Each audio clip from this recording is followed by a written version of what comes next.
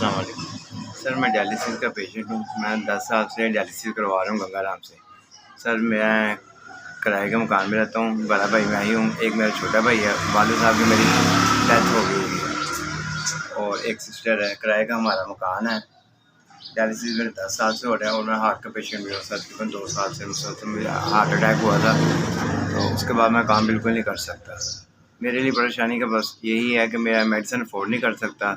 अगर आप मुझे मेडिसिन अरेंज कर दें तो आपकी मेहरबानी हो। डायलिसिस का पेशेंट हूँ, मैं काम कर नहीं सकता। किराए का सर मेरा मकान है। एक भाई है सर जो अर्निंग करता है, उसी में सर घर का वो गुजर बसर कर लेते हैं हम। अल्लाह की ज़ात के सिवा सर हमारा कोई नहीं है। सर, ये मैं मेडिसिन की वजह से बहुत परेशान हूँ। ये मेरी मेडिसिन है जो मैं अफोर्ड नहीं कर सकता। ये तकरीबन 15,000 रुपये तक की मेरी मेडिसिन बन जाती है और टेस्ट वगैरह करवा के ये 20,000 रुपये तक का मेरा ख़र्चा जाता है। वालिद साहब मेरे फोत हो चुके हैं और हमारा सर अब कोई नहीं है।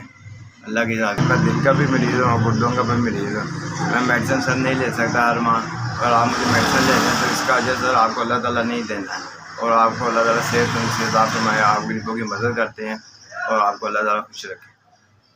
अस्सलाम वालेकुम। SBS आपका बहुत शुक्रिया।